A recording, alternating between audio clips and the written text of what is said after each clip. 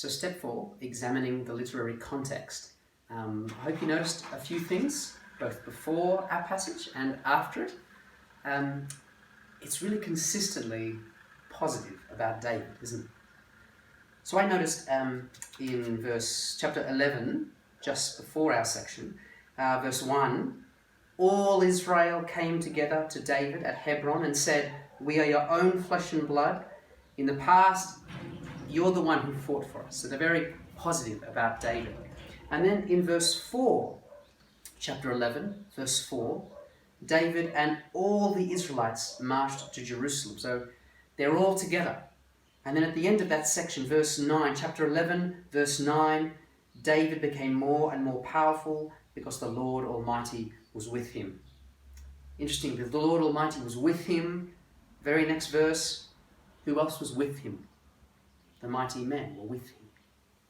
And then afterwards, I noticed the same kind of theme. So chapter 12, verses 1 to 22, actually the whole of chapter 12 is all these different people who come and join David. They want to get behind David. They want to make him king. For example, verse 22 summarizes a section. Verse 22, chapter 12, verse 22. Day after day, men came to help David until he had a great army like the army of God. All right, you're getting the flavor, right? They're behind this David guy. And then finally, verse 38. Chapter 12, verse 38. All that after a long list of men. All these were fighting men who volunteered. They're not getting paid. They were volunteered to serve in the ranks. They came to Hebron fully determined to make David king over all Israel. All the rest of the Israelites were also of one mind to make David king. You get the idea, right? It's very much we're together for David to be king. Okay, that's the literary context. We're united behind the king.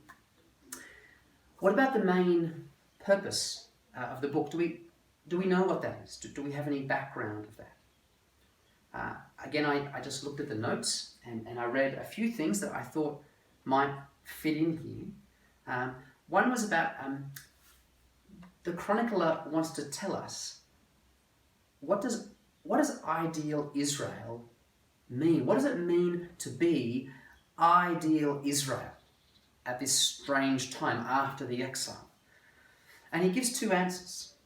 It means worshipping God the right way, but also being loyal to the faithful Davidic king, being loyal to the faithful Davidic king, which I think is going to be really important for our passage.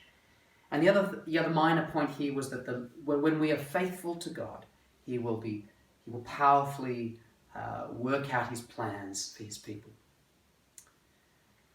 Okay, these are, I think, getting us in the right direction. I don't know, but it seems like. So let's now turn to step 5 and think for yourself about how you'd structure this passage. It's probably not super important in this passage, but let's have a look. Let's divide it up. It shouldn't be too hard, and then we'll think about it. Is there any conflict or mission? Maybe it's not even in our passage. Maybe it's a broader thing. Anyway, let's see how we go.